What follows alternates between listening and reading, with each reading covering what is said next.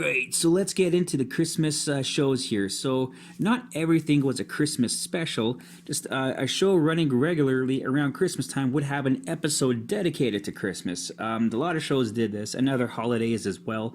But for today, I'd like to focus on one of my favorites because when I was growing up, I was a really big Ghostbusters fan. So, the fact that they have this Christmas centric episode is just, I have to watch it every year. It's so ridiculously awesome. Oh man, it's so great. It's called Xmas Marks the Spot. Now, this is like many other Christmas kind of stories. It's a remake of the legendary A Christmas Carol, where Scrooge, or somebody like Scrooge, gets visited by three ghosts and blah, blah, blah. You know, and becomes a good person at the end. And this is kind of the same thing, but just completely different and completely the same. So, well, yeah, let's get into this. It's pretty awesome. Alright, so let's start off in upstate New York. The boys are coming back from busting some ghosts up there, which is pretty nice of them. You know, it's Christmas Eve to do such a late job in the season there. As they're coming back through the middle of nowhere, basically, it's all cold and wintry, and Ecto-1 breaks down, just can't handle the cold. This really bums the guys out, you know, because they just want to get back to headquarters. They want to celebrate Christmas and kind of kick back, you know, but... well, actually, not all of them. Peter really doesn't care if they make it back or not because, meh, it's just Christmas. Turns out he's had some bad Christmases in his past and it just kind of comes numb to it. He just sees it as another day. He's just a bah humbug about Christmas time. It is what it is, right? So they all have to get out of the car. They have to go find a town or something to find a phone to get a tow truck back. While they're walking around, of course, because as is rampant apparently in upstate New York, there's this vortex out there, and it sucks the boys through time and space, and just wonderfully amazing. You know, great storytelling right off the bat. Love it. And once they enter the vortex, where are they flung to? That's right, Victoria's era London, England. Of course, they don't seem to recognize it. They must think it's just some trendy upstate New York town, but it is what it is. It actually, you know. So they start walking around.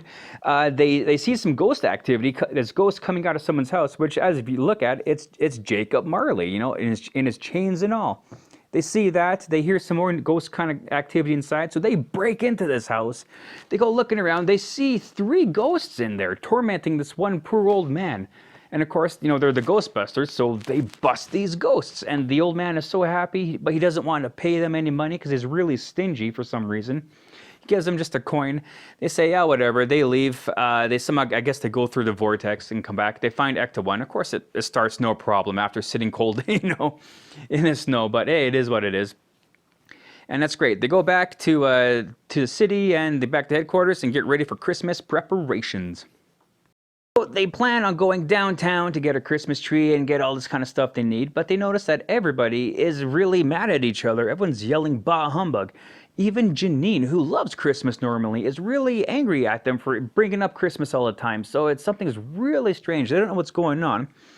As they're getting a tree, they notice no decorations downtown or anything, but they do pass by this bookstore, and there's this book out front called A Christmas Humbug, written by Ebenezer Scrooge. And they're like, whoa, wait a second, that's the dude from that trendy upstate New York town that we helped out with those ghosts. Wait a second, maybe we actually went back in time and actually bust, you know, the ghost of Christmas. Like, oh my gosh, I can't believe we did that. So they realized that they actually ruined Christmas forever because, you know, Ebenezer basically won and basically ended Christmas. They have to make a plan to go save Christmas. Egon divides this suit where he can enter the containment unit and bring the ghosts back out. They're like, in the meantime, in case this plan doesn't work, you know, Ray, Winston, and Peter have to go back through the vortex, go back to the town, and try to, you know, dress up. It's the best part. They dress up as the ghosts of Christmas past, present, and future, and try to do their work convincing Ebenezer about, you know, his follies and everything, and try to get him back on track. And it's just hilarious, man. It's classic, but they do their best. Egon does get the ghosts out of the containment unit. They get them safely to Victoria, England in the past, and release them there.